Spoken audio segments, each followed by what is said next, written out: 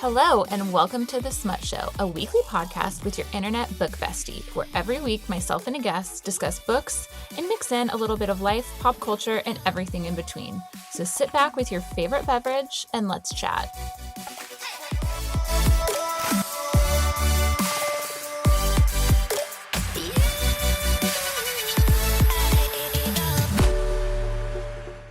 Hello, and welcome to The Smut Show. I'm Neely, and today, guys, it's just me. No guest co-host today, no interviews. It is just I, and I'm actually pretty excited about it. I've never done an episode all by myself, so I'm pretty interested to see if I can continue the yapping. This will probably be a little shorter than normal just because, there's no one to yap with. But I guess I will start with ones and fives. So I am recording this on Friday the 6th, and my 5-star, as Rachel would have called it, is very wholesome. It's about my children. So tonight, Charlotte has her first elementary school daddy-daughter dance with Andrew. And Liam and I, if you've been listening to the podcast for a while, you'll know that every year when they do their daddy-daughter dance, Liam and I have a date night. So we always go, there's this place in Dallas, it's like a drive-in hamburger place that has been there forever. It's literally so old that it was grandfathered into a law, or not a law, I guess a law we used to not have, where you can drink there. So they sell beer. I'm obviously not going to get a beer when I'm there with my child, but my friends and I, like when we were in our early 20s, used to go there before we would go to bars because it's also dirt cheap. They're like the best hamburgers in the world. And I think for me and Liam to each get burgers and fries, it's like well under $10. I mean, it is literally so cheap.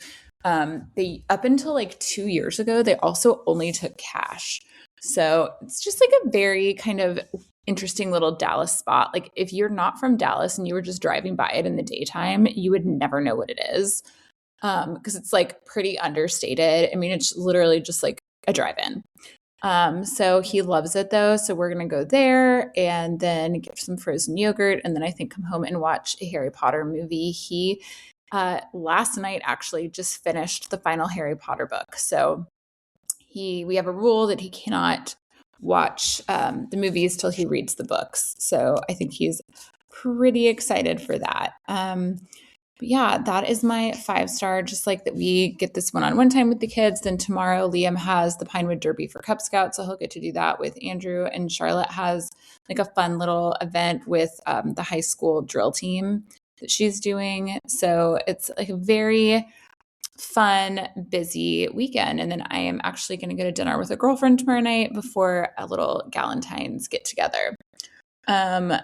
My 1-star is just the weather is so funky and my allergies have been awful. So it's just for an example of how up and down the weather's been. When we dropped the kids off at school this morning, it was 45 degrees. When I pick them up today, it will be 82 degrees. I mean, if that doesn't scream, I cannot breathe because of the allergies, I don't know what does. Okay, on to like reading, watching, listening to. So a couple things. One, I have been glued to the TV about this Nancy Guthrie abduction, Savannah Guthrie's mom. I am not a huge daytime TV watcher. If I do watch something in the morning, it is usually the Today Show, but it's just so rare that I do, just because I'm my most productive in the morning. So I try to like not have any sort of TV on. But I have sure had the news on pretty much all day, all week. One, I'm just so sad for their whole family. I think this is just like the worst nightmare you could have, right? I mean, people always say the worst nightmare is having one of your children taken, but I can assure you that if I woke up and my mom was abducted, I would be just absolutely devastated. So I've been watching that. Summer House was back this week. So I watched that, of course, and they announced their new spinoff series in the city, which is going to be Kyle, Amanda, and Lindsay's show. I'm kind of wondering why Carl's not on it, which I feel like is interesting. I'm sure he will be. I'm kind of hoping we get some Paige in there.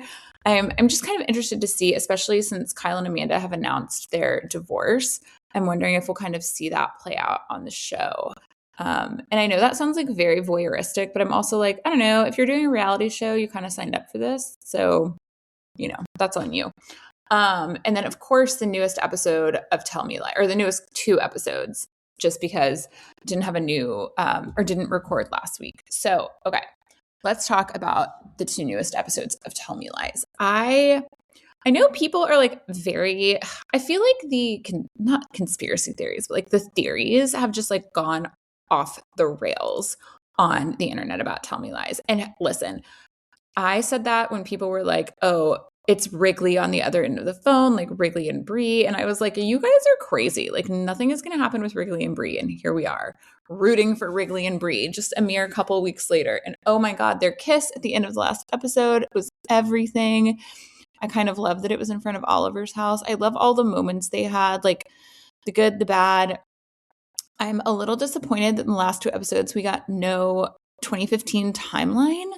Like, why are we getting no 2015 timeline? There's 2 episodes left and it might not even get renewed. So I'm just like, if this is going to end the show and there's only 2 episodes left, how in the world are you going to wrap this up in 100 minutes? Like, I just can't see it happening. But I don't know. Maybe I'm very, very wrong. Honestly, I really haven't been reading the last week just because things have been so busy with just the kids. It was like we had a week off school for the snow, or 4 days off school for the snow. And so things were so chill. And then it's like they went back to school and it was like, boom, February, every event is happening this month. Plus Liam's birthday is next week.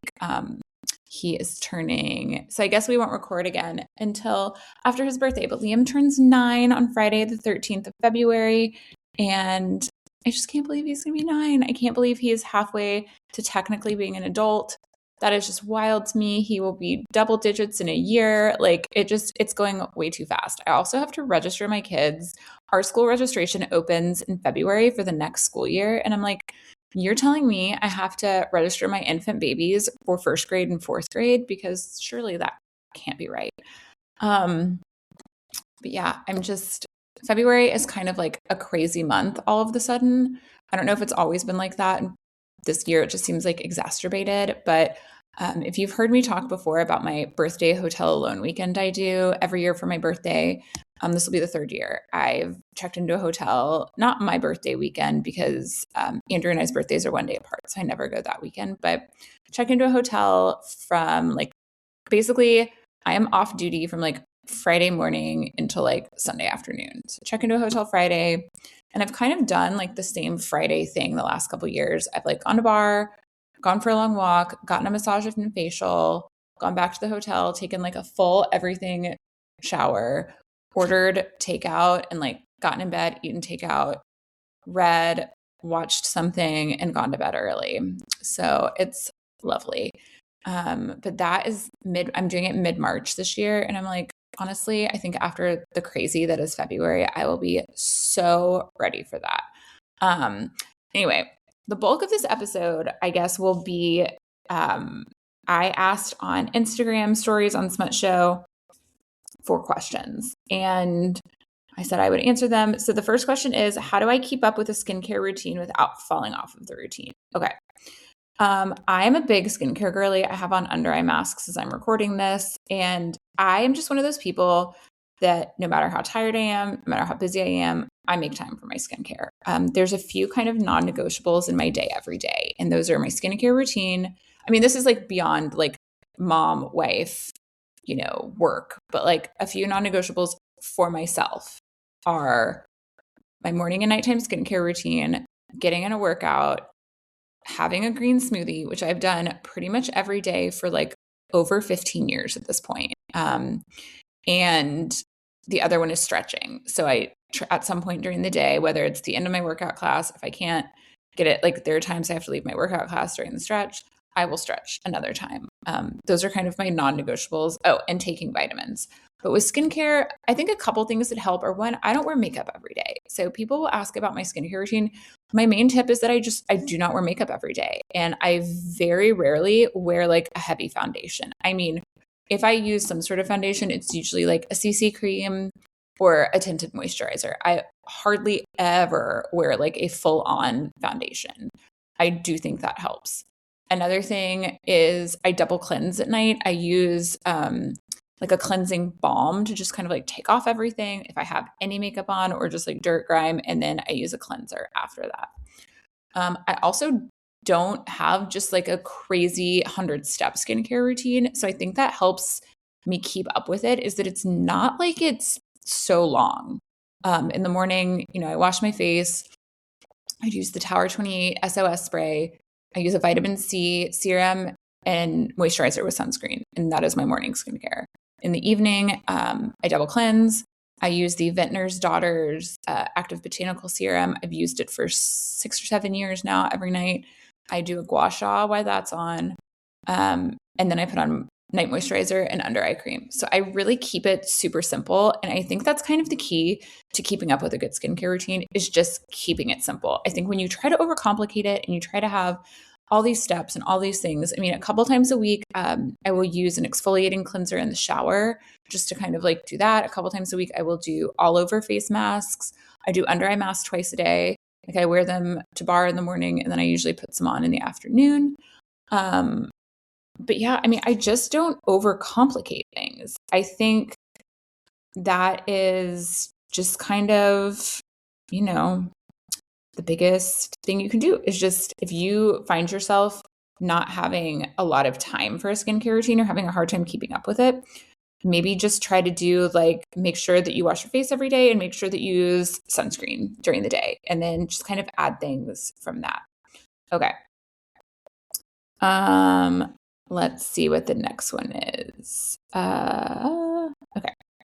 The next question is, can we do a heated rivalry episode? Yes, I have one planned. So that is coming up soon. And I think y'all will really like that. The next question is, okay, this is like definitely a throwback to an old episode. Did I get Zach Bryan tickets? There was an episode Rachel and I were recording and Andrew was trying to get he and I Zach Bryan tickets. And he was texting me and I was like talking about the updates. Yes, he did get us Zach Bryan tickets. He actually got 4. So we're not sure if we're going to sell the other 2 or just like invite people to come with us. But we did get Zach Bryan tickets. I'm so excited. It's not until August. So, I mean, a lot of time. I'm not even sure who's opening for Zach Bryan, but I think it'll be really fun. We like to go usually to like one concert every summer. We used to go to more, but kids, life, vacations, and it's also just like insanely expensive to go to concerts now. So yeah. The next question I got was, what are my favorite books that I always recommend to people? Which is kind of funny because I'm always asking people this book, but it's funny that question is asked because my top book that I always, always, always recommend is You with a View by Jessica Joyce. I think that is a perfect book. I love that. I mean, if you've been listening to this podcast, I love Jessica Joyce. All 3. She has 2 books or 2 novels and a novella. And then she just today announced her new book that's going to come out in summer of 2027. Or I assume summer. She said 2027. But I'm so excited for it. I love Jessica as a person. I think she's just genuine and sweet and wonderful. And I love You with a View. It's really like a friends to love or enemies to lovers, rivalries to lovers, because they were like high school tennis rivalries. And it really tells 2 love stories at once. So there's just something about it. It really captivated me from the first page. And I love that book. Some of my others are When We Were by Arlie, Diana Elliott Graham. I love that book. I love Every Summer After by Carly Fortune. And I also love One Golden Summer by Carly Fortune. Both of those books to me were just phenomenal. I love the Megan Quinn Kane Brothers series. If you're looking for like funny, spicy rom-com, that is it. It's super spicy. It's super like laugh out loud funny. I love so many books by Christina Lauren. The Unhoneymooners and Love in Other Words are 2 of my very favorites. What else? The Playlist by Morgan Elizabeth, another phenomenally like funny rom-com-y Taylor Swift road trip book. I feel like I'm forgetting stuff. Oh, the Playing for Keeps series by Becca Mack. It's like favorite hockey series for sure. That same person also asked what my top like rewatch, because I talk a lot about how I rewatch favorite TV shows. So my top TV show rewatch shows are. Okay. So for reality TV, I rewatch The Hills and Summer House all the time. They're great to have on in the background when I'm just like working and don't have to like pay attention to something. I probably rewatch Gilmore Girls, not every year, but like every couple of years. I start to get a little frustrated though, like towards the end of the show, because I just can't stand Rory. And I will not rewatch The Year in a Life. I like won't even take it as canon, even though it's done by Amy Sherman Palladino. I thought it was complete trash garbage. Everwood is like a very niche show. It was a WB show back when I was, I guess, like late high school, early college. And it was my favorite. Like, I loved it. It got canceled after 4 seasons. It did have like a perfect ending, though. So even though it did get canceled, like it wrapped everything up. But I love Everwood. I love Revenge. Revenge is such a fun show to watch if you've never watched it. Scandal, The Newsroom is another one that I will rewatch. Andrew and I watch Friends literally every single day. Like at night, we watch Friends all the time. So I don't even consider that one to rewatch. It's just kind of like on a loop constantly. But I love Friends. So let's see what the next question is. Sorry, guys. Every time it keeps closing out of this. It says, would like to hear discuss disordered eating with women at our age. Okay. I could do a whole episode on this, but all right. I think I've talked about my struggles with disordered eating and just body image issues a lot on the podcast. But in my current state, I think my biggest issue is just guilt around eating. So like not eating in general, but like there are just certain foods that will make me feel guilty. There's certain things I almost feel like I have to eat every day to like check off a list. And I go to therapy every week. So this is like a constant conversation, but it is something I do want to kind of do a deeper dive episode on. So if that's something you'd be interested in hearing about, like personal experience, I would love to hear from you guys. If you would want to share your experiences, to DM me them, I think that would be really good. Okay. The next question is, how did Andrew and I meet? So I've said this on the podcast before, but it's maybe a long time ago, or maybe I haven't told the full story, but so we met in 2012. I had just gone through a really up and down relationship for 3.5 years that was just really, or not even 3.5, a little over 3 years. And it was really bad. It messed with my head a lot. It was a lot of like, just like a lot of up and down and back and forth. And I really just had no interest in dating anyone seriously for a while. I just kind of wanted to do my own thing.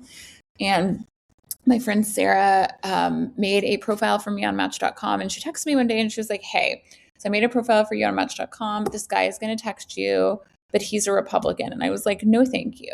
Absolutely not. I'm not dating a Republican. Anyway, Andrew texted me like 5 minutes later and we started chatting, decided to go have lunch on a Saturday, which was December 1st, 2012. We went and had lunch at a place in Dallas called Gloria's. It's like a really good restaurant.